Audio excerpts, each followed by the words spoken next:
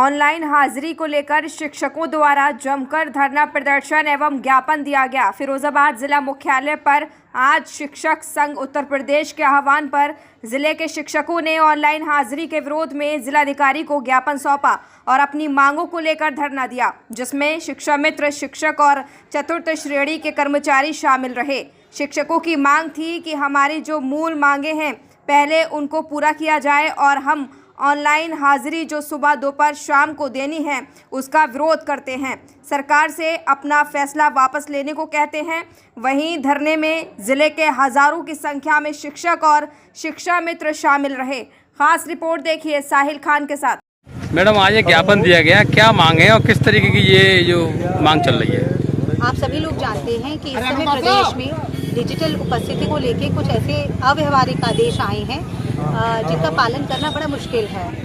अध्यापकों ने जब मांग की कि ऐसी अगर आप कोई आदेश कर रहे हैं तो कुछ आपको नए नियम बनाने ही पड़ेंगे जिससे कि ये प्रक्रिया भी सुचारू हो पाए। इसका जब मांग की गई तो इसके विरोध में एक तानाशाही भरा आदेश था कि नहीं, आपको डिजिटल उपस्थिति देनी ही पड़ेगी। अब शिक्षक क्यों यहाँ पर क्रोधित होकर के एकत्रित हो रहे हैं या ज्ञापन दे रहे हैं, उसका कारण यही है कि आधी अधूरी डिजिटल व्यवस्था से कोई हल नहीं होता है। पहले आप अपने कार्यालय को डिजिटल बनाइए। आप समझिए 2 साल से डिजिटल के नाम पे कैसा उत्पीड़न हो रहा है कि विद्यालयों में पहले ही शिक्षक नहीं है, एक शिक्षक 2-2, 3-3 क्लासेस या 5 क्लासेस में एक शिक्षक अभी तक है। एकल व्यवस्था है, भर्तियां हो नहीं पा रही हैं। यहाँ ना तो कोई सफाई कर्मचारी है, ना कोई 4th क्लास है, ना शौचालय साफ करने वाला है। ठीक है, इतने सारे काम और सब मैनेज करने उसी सैलरी में से मैनेज कर रहा है शिक्षक। अब क्लर्क का काम आपने इतना ज़्यादा बढ़ा दिया। आप व्हाट्सएप पे आदेश देते हैं और हमसे हार्ड कॉपी में आदेश लेते हैं, या तो आप भी डिजिटली उसे एक्सेप्ट करिए ना, जो सूचना हम भेज रहे हैं। ऐसा नहीं होता, अध्यापक को जाना पड़ता है। अब डिजिटल हाजिरी में क्या होगा? मान लीजिए 8 बजे का विद्यालय है, शिक्षक आया, प्रतिदिन आ रहा है टाइम से, लेकिन कभी कभी किसी के भी साथ आप भी कार्यालय जाते होंगे तो कभी हो सकता होगा कि आप 1 मिनट 5 मिनट लेट हो जाती हो। अब कंप्यूटर संवेदनशील नहीं होता, उसमें कोई दिमाग नहीं। आपने जैसा डेटा फीड किया वो उसके अकॉर्डिंग काम करेगा। आप 1 सेकंड लेट हुए, उसने एब्सेंट कर दिया, आपको पूरे दिन का वेतन कट गया। अब शिक्षक बेचारा परेशान है कि वो विद्यालय इतनी दूर तक आया और 1 सेकंड की वजह से उसका वेतन गया। उस वेतन के लिए, 1 दिन के वेतन के लिए यहाँ पे भ्रष्टाचार इतना है कि इसी कार्यालय के चक्कर लगाएगा। या तो डिजिटली सब कुछ हो जाए तो वो आप वेतन भी नहीं लगवा सकते, उसमें भी हार्ड कॉपी चलेगी जो हमें अपलोड करनी पड़ेगी। जैसे कहते हैं ना कि डिजिटली हम सारी चीजें सॉल्व करें, वहाँ पे भी आपको हार्ड कॉपी लेनी पड़ेगी, साइन करानी पड़ेगी, उसके बाद अपलोड होगी। इसके अतिरिक्त बहुत सारी ऐसी चीजें हैं जो अव्यवहारिक है। MDM बनाता है हर शिक्षक। एक विद्यालय में औसत मान लें कि 100 बच्चे भी हैं, 6-6 महीने तक कन्वर्जन कॉस्ट नहीं आता है। आप सोचिए, डेली एक दावत कर रहा है अध्यापक, अपनी पॉकेट से कर रहा है। आप समझिए कि जो खाद्यान्न है वो भी 3-3, 4-4 महीने पीछे आता है। तो उसको हम किस तरह से मैनेज कर रहे हैं वो हम लोग जानते हैं, क्योंकि हम करते चले जा रहे हैं, आप हम पे काम का दबाव डालते जा रहे हैं। तो एक दिन तो ये विस्फोट होना ही था। आप हम लोगों को 14 CL देते हैं, पूरे 365 दिन का जो कार्यक्रम रहता है कुछ भी। देखिए, हमें ग्रीष्म अवकाश मत दीजिए, क्योंकि जरूरी नहीं है हमारे घर में कोई शादी ब्याह केवल ग्रीष्म अवकाश में हो, क्योंकि लोग हमारी छुट्टियों को बहुत गिनते हैं। हमें नहीं चाहिए अवकाश, हमें बस आप 31 EL दे दीजिए और हमारी जो CL वो पर्याप्त है। और कभी कभी हाफ डे का जो प्रावधान है, क्यों? क्योंकि मान लीजिए हम आ गए और गर्मी आज बहुत है, किसी को वॉमिटिंग होने लगा या तबीयत खराब हो गई, तो उसे हाफ डे में वो अगर जाना चाहता है तो अपनी आधी छुट्टी ले और चला जाए। या किसी दिन वो आ रहा है और रास्ते में बारिश हो गई, पानी भर गया, गाड़ी स्लिप कर गई, कोई एक्सीडेंट हो गया, तो वो जो कंप्यूटर है या जो टैब है वो नहीं समझेगा कि किस कारण अध्यापक नहीं आया और वो एब्सेंट कहलाएगा, उस दिन वेतन कट जाएगा। प्रॉब्लम है वेतन कटने से। 1 दिन का वेतन कटना यानी सर्विस का ब्रेक, ये बहुत बड़ी चीज होती है। और उस 1 दिन के वेतन के लिए 4 दिन का वेतन ये बाबू खा लेते हैं। आप क्या मानती हो, आपस में भ्रष्टाचार है आपके हिसाब से? केवल मानते नहीं है, ये है भ्रष्टाचार ही भ्रष्टाचार। आप ये आक्रोश देख नहीं रहे थे, जो इतना शिक्षक है ये आक्रोशित है कि वो यही तो कह रहा है कि आप तो पहले सुधर जाइए, फिर उसके बाद हमारे जो विद्यालय चल रहे हैं उनको चलने दीजिए, फिर आप आके हम पे उंगली उठाइएगा। क्योंकि अध्यापक अगर विद्यालय नहीं चला रहा तो इतने समय से कैसे चल रही है विद्यालय? क्या यहाँ पर अभी उपस्थिति चेक करने आते? ARP विद्यालय जरूर आते हैं, निरीक्षण माह में 2-3 बार जरूर होती है। क्या अगर अध्यापक नहीं जा रहा होता तो आपको रिपोर्ट नहीं बनानी चाहिए थी?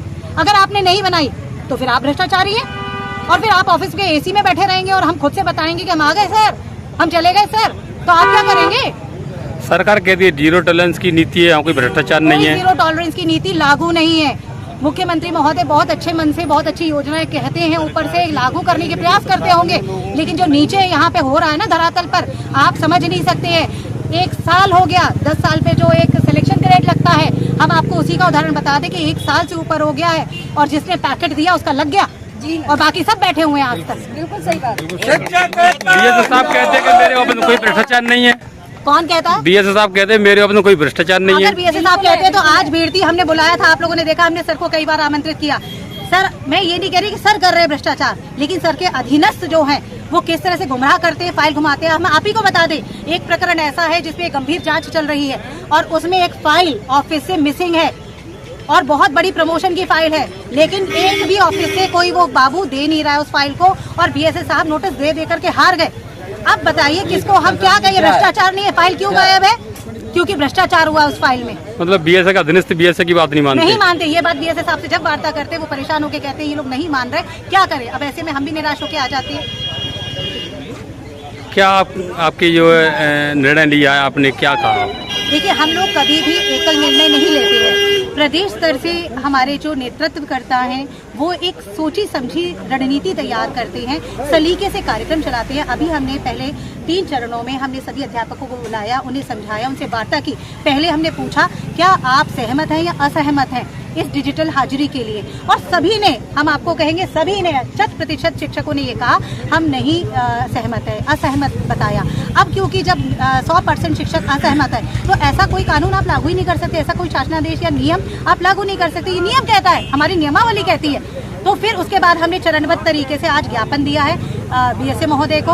अगर अब भी नहीं सुनते हैं तो 8 दिन का समय बीच में है, 23 तारीख को पुनः एक शानदार धरना होगा। आज धरना नहीं था, आज तो केवल ज्ञापन के लिए शिक्षक आए थे, इसलिए हम लोग एकत्रित हो गए क्योंकि भीड़ थी, आक्रोश था, वो आ गए सब लोग। लेकिन धरना होगा हमारा 23 जुलाई को। यदि ये तब तक नहीं सुनते हैं और कोई ऐसा इसमें परिवर्तन नहीं लाते हैं या इसको रद्द नहीं करते हैं तो फिर 23 तारीख को हम और आप फिर से मिलते हैं, फिर ये अध्यापक आपको मिलेंगे और अब की बार आर पार होंगे।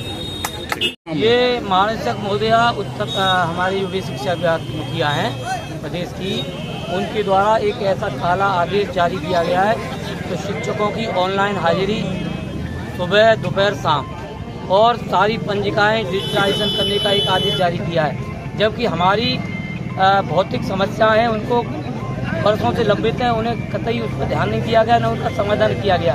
2016 से कोई प्रमोशन नहीं हुआ।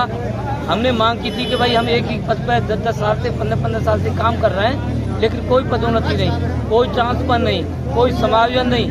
हमने कहा हमारी 14 CL से बढ़ा के हमारी 30 CL कर दी जाए, कम से कम शिक्षक EL कर दी जाए, हाफ CL कर दी जाए।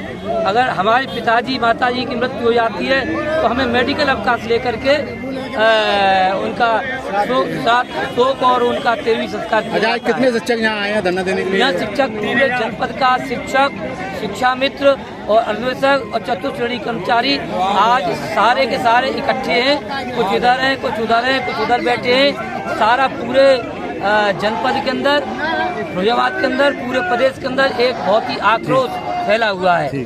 OVM सीनियर सेकेंडरी स्कूल, जहां सपने होंगे साकार।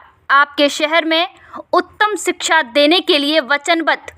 CBSE बोर्ड से एफिलिएटेड इंग्लिश मीडियम स्कूल, बेहद किफ़ायती एवं उत्तम शिक्षा का वायदा। स्कूल की भव्य इमारत, विशाल मैदान, कंप्यूटर और विज्ञान लैब, सुसज्जित पुस्तकालय, स्कूल वैन जैसी सुविधाओं से युक्त। नए सत्र के लिए एडमिशन शुरू हो चुके हैं। विभिन्न प्रकार की को करिकुलर एक्टिविटीज़ जैसे योग, संगीत, नृत्य, ताइक्वांडो, कला एवं शिल्प के लिए विशेष प्रशिक्षण, विभिन्न प्रकार के झूलों से सुसज्जित खेल का मैदान, मासिक अभिभावक शिक्षक बैठक, कमज़ोर विद्यार्थियों पर विशेष ध्यान एवं वो तमाम सुविधाएं दी जाती हैं जिनसे होता है आपके बच्चों का मानसिक एवं शारीरिक विकास। तो अगर आप भी अपने बच्चों को शिक्षा संस्कार में सर्वगुण संपन्न देखना चाहते हैं तो आज ही अपने बच्चों का नामांकन OVM सीनियर सेकेंडरी स्कूल में कराएं। पता bypass road, CB guest house के पास, फिरोजाबाद।